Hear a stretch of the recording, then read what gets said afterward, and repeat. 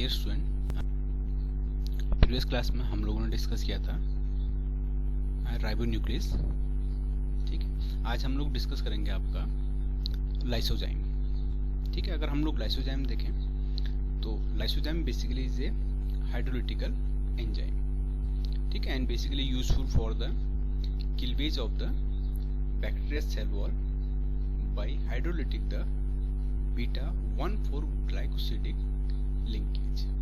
ठीक है, बेसिकली जो आपके पास लाइसोजाइम है, लाइसोजाइम एक आपका हाइड्रोलिटिकल एंजाइम है और जो आपका बैक्टीरियल सेल वॉल को आपका क्लीवेज करता है उसकी बीटा 1,4 ग्लाइकोसिडिक लिंकेज को, जो कि आपका जो 1,4 ग्लाइकोसिडिक लिंकेज होता है वो आपका नेग एंड नेम के बीच होता है। ठीक है, नेग एंड नेम अगर हम लोग देखें, N acetyl glucosamine that is called NAG and N-acetyl muramic acid that is called NAME.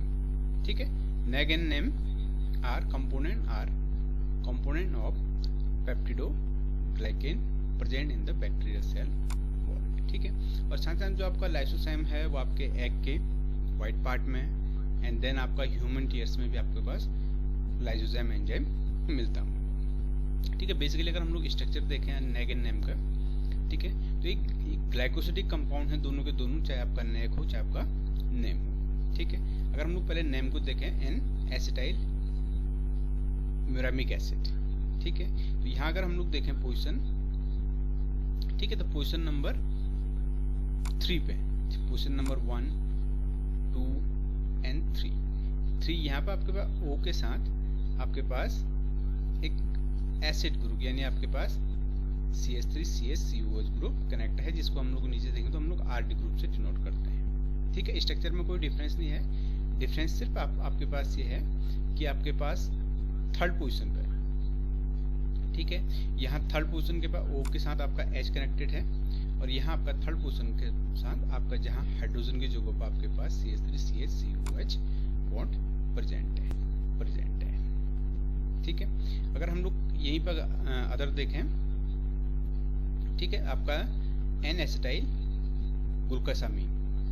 ठीक है, तो ग्लूकोसामीन में आपका NAG यानी नेग में आपके पास सेम आपका थर्ड पोजीशन पे आपका, जैसे बाकी आपके पास ऑलमोस्ट अगर हर पोजीशन पे देखें, आपका फर्स्ट पोजीशन पे भी आपका OH एंड H एंड आपका सेकंड पोजीशन पे NH C double bond O CH3, बाकी डिफरेंशिएशन केवल आपका थर्ड पोजीशन पे R ग्रुप का डिफरेंस होता है नेग एंड नेम में।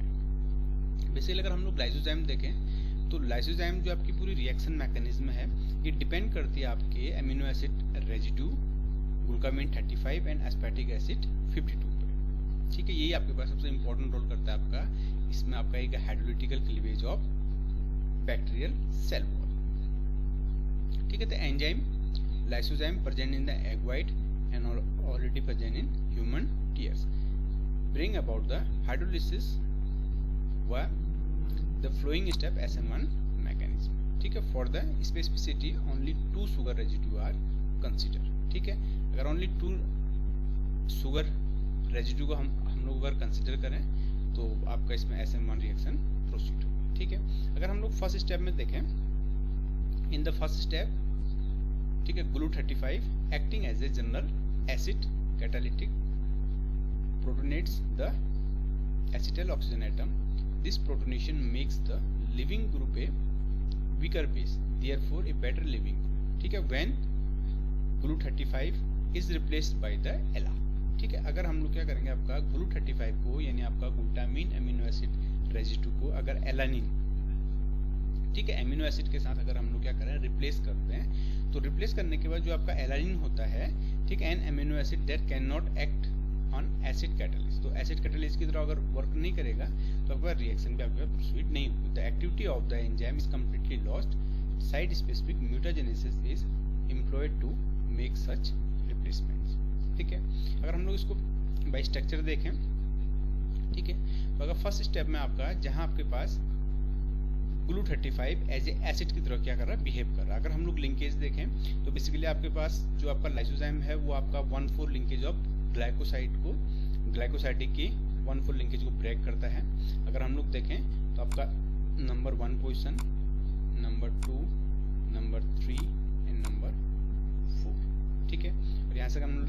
देखें तो आपका 1 2 3 एंड 4, ठीक है।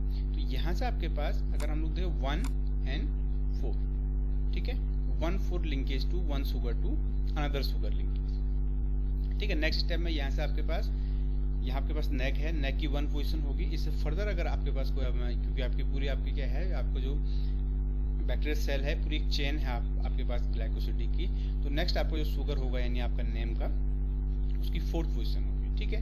ऐसे यहाँ पे आपके नेम की अगर 4th पोजीशन है तो नेक्स्ट आपके पास जो दिस पोजीशन में आपके पास कोई भी आपका अगर शुगर है यानी आपका नेक अगर शुगर है तो उसकी आपकी फर्स्ट लिंकेज होगी, ठीक है। तो ये आपका कंटिन्यू आपका शुगर बाय शुगर 1 4 की लिंकेज में एक दूसरे से कनेक्टेड रहते हैं, ठीक है। तो यहाँ से अगर हम लोग ग्लू 35 देखें इस ऑक्सीजन, ठीक है, इस ऑक्सीजन को वो प्रोटॉन डोनेट करेगा, सॉरी आपका प्रोटॉन डोनेट करेगा। तो प्रोटॉन डोनेट करने से एज ए ग्लू आपका फर्स्ट स्टेप में एज ए किसी का स्टेप कर रहा है, एज ए एसिड कैटलिस्ट की तरह रोल कर रहा है, ठीक है। अगर हम लोग यहाँ से देखें जैसे इसने प्रोटॉन एक्सेप्ट किया, ठीक है, और एस्पार्टिक एसिड ये आपका एसिड बेस कैटलिस्ट में आपका इन्वॉल्वमेंट तो नहीं होता है, बट ये आपका as a stability of sugar के लिए आपका मेनली इंपॉर्टेंट रोल होता है बाय द इलेक्ट्रोस्टैटिकल अट्रैक्शन के थ्रू, ठीक है।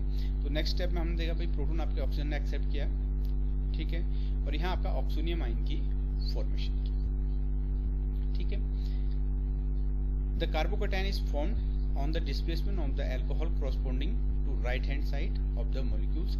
This cation is stabilized by the oxygen atom via resonance in the carbohydrate ring and also by the aspartic acid residue, ठीक है, AsP52 present on the enzyme active site through the electrostatical interaction within the active site of the enzyme. This process of stabilization is termed electrostatical catalysis and represent one of the way by which enzyme can increase the rate of hydrolysis compared with the simple reaction in solution, ठीक है। यहाँ से अगर हम लोग देखें तो यहाँ आपके पास क्या आ गया है, जे पॉजिटिव चार्ज आया था प्रीवियस स्टेप में देखा था। अब इस इलेक्ट्रॉन डिफिशिएंट को फिलअप करने के लिए यहाँ से आपके पास क्या हो जाएगा, बॉन्ड ब्रेक हो जाएगा, ठीक है। तो ब्रेक होने के बाद यहाँ कार्बोकैटायन की फॉर्मेशन हो जाएगी, ठीक है। तो यहाँ से आपका पहला प्रोडक्ट आपके पास एज ए रिलीज हो जाएगा, ठीक है। तो यहाँ से हम लोग देखें तो आपका फर्स्ट प्रोडक्ट तो आपका रिलीज हो गया एंड फॉर्मेशन ऑफ कार्बोकैटायन आई थी, ठीक है। अगर कार्बोकैटायन को फिर बैलेंस करने के लिए अगर ऑक्सीजन के लोन पेयर आपका एज ए डबल बॉन्ड में कन्वर्ट होता है तो फिर ऑक्सीजन के ऊपर क्या होगा, एज ए ऑक्सीनियम आयन की फॉर्मेशन हो जाएगी, यानी आपका ऑक्सीकैटायन की फॉर्मेशन हो जाएगी। अब इस ऑक्सीकैटायन को या आपके पास कार्बोकैटायन को, ठीक है, इसको एज ए स्टेबलाइज करने के लिए आपका एस्पार्टिक एसिड इलेक्ट्रोस्टैटिकल फोर्स के थ्रू आपके कार्बोकैटायन और आपके ऑक्सीकैटायन को एज ए बैलेंस करता है, ठीक है। तो ये फॉर्मेशन आपके इन दोनों के बीच आपका रेजोनेंस होता है एज ए ऑक्सीकैटायन एंड कार्बोकैटायन के बीच, ठीक है। तो ऑक्सीकैटायन जब positive charge and double bond में कन्वर्ट हो गया, फिर से इस डबल बॉन्ड को फिलअप करने का बॉन्ड अगर यहाँ शिफ्ट होगा and then formation of carbocation, ठीक है। और यहाँ अगर इसमें अगर हम लोग देखें जब कार्बोकैटायन की और आपके पास ऑक्सीकैटायन की फॉर्मेशन होती है तो यहाँ सबसे इंपॉर्टेंट रोल होता है जो आपके पास पहले एक चेयर फॉर्म थी। अगर हम लोग बेसिकली शुगर की देखें तो शुगर यहाँ किस में है, जे चेयर फॉर्म में। यहाँ से आपका जो शुगर है वो चेयर फॉर्म से अपनी कन्फर्मेशन चेंज करता है और आपके हाफ चेयर फॉर्म में कन्वर्ट हो जाता है, ठीक है। तो हाफ चेयर में कन्वर्ट होने से उसकी कन्फर्मेशन भी चेंज होगा और रेट ऑफ एक्टिविटी भी क्या होती है, आपका इंक्रीज होती है, ठीक है। फर्दर हम लोग देखें next and second step is hydrolysis, ठीक है। अगर हाइड्रोलिसिस करें तो हाइड्रोलिसिस करने के बाद जहां फर्स्ट स्टेप में आपके पास ग्लूटामिन यानी ग्लू 35 एज ए एसिड की तरह रोल कर रहा था, अब यहाँ आपके पास सेकंड स्टेप में ग्लू 35 एज ऑक्सीजन के ऊपर एज ए नेगेटिव चार्ज होने की वजह से इस H2O से आपका प्रोटॉन को एक्सेप्ट करेगा, ठीक है। जैसे प्रोटॉन को एक्सेप्ट किया तो as a Glu 35 as a base की तरह रोल करेगा इस सिस्टम में, ठीक है। तो यहाँ से एज ए बेस की तरह रोल किया और उसके बाद हाइड्रोक्साइड आयन की फॉर्मेशन, ठीक है। अगर हाइड्रोक्साइड आयन की फॉर्मेशन आती है तो फॉर्मेशन आने के बाद जो आपका हाइड्रोक्साइड आयन है ये एज ए न्यूक्लियोफिलिक अटैक करेगा आपके कार्बोकैटायन पे, ठीक है।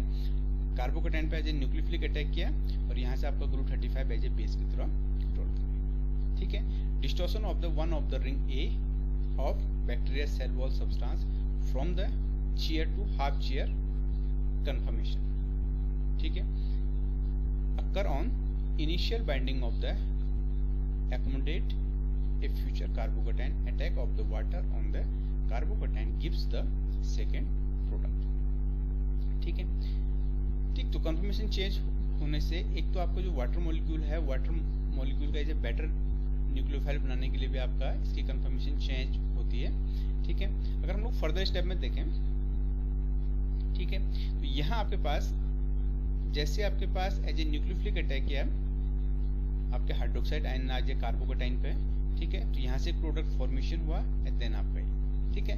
तो सेकंड ग्रुप हम लोग देखो तो आपके पास जो सेकंड प्रोडक्ट है वो रिलीज हो गया, ठीक है। तो फर्स्ट में आपके पास जहाँ नेग एंड नेम की चेन थी, तो आपके पास फर्स्ट स्टेप में अगर हम लोग देखें तो यहाँ से आपका एज ए अगर हम लोग देखें तो यहाँ आपके पास फर्स्ट प्रोडक्ट रिलीज हुआ था, ठीक है, और सेकंड स्टेप में आपके पास यहाँ आपके पास second product as a release हो जाएगा, ठीक है। एंड फर्स्ट पोजीशन पे आपका as a retention of configuration, ठीक है। तो अगर हम लोग देखें पूरी रिएक्शन को, ठीक है, तो पहले आपके पास एज ए नेक का पार्ट अलग हुआ, फिर आपके पास नेम की जो आपकी चेन थी वो अलग हुई, ठीक है। तो इसी हिसाब से आपके पास जो आपका लाइसोजाइम है, लाइसोजाइम आपका मेनली अटैक करता है 1,4 लिंकेज ऑफ ग्लाइकोसाइडिक बॉन्ड, ठीक है। और अगर हम लोग एस्पार्टिक एसिड देखें तो एस्पार्टिक एसिड टोटली आपका एज ए स्टेबलाइजेशन का काम कर रहा है आपकी इस पूरी रिएक्शन में, ठीक है।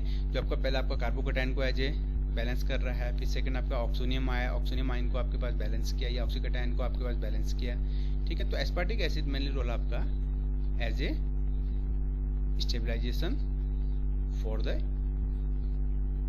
रिएक्शन मैकेनिज्म, ठीक है।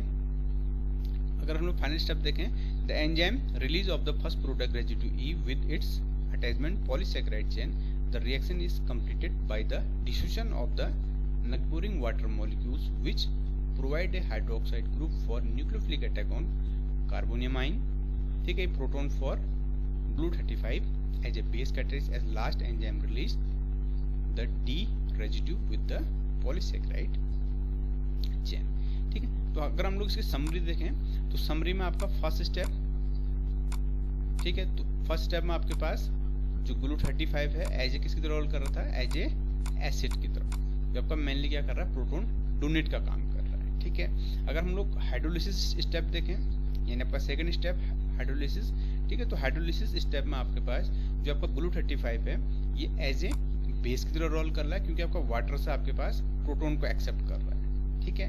और हाइड्रोक्साइड न्यूक्लियोफाइल जनरेट कर रहा है for the attack of carbocation, ठीक है, and release the second product, ठीक है। तो आपके पास लाइसोजाइम है, ठीक है। तो बेसिकली हम लोगों ने अभी तक 3 एंजाइम डिस्कस कर ले हैं। पहला आपका chymotrypsin, second is ribonuclease and third is lysozyme, ठीक है। तो तीनों एंजाइम में फर्स्ट स्टेप तो आपका प्रोटॉन डोनेट है and proton donate and accept, and second step आपके पास हाइड्रोलिसिस का, ठीक है। तो लाइसोजाइम में भी आपका सेकंड स्टेप आपके पास हाइड्रोलिसिस है, इसीलिए लाइसोजाइम आपका एक हाइड्रोलिटिकल एंजाइम की तरफ बिहेव करता है और जो मेनली ब्रेक डाउन करता है आपके पास as a bacterial cell wall, ठीक है।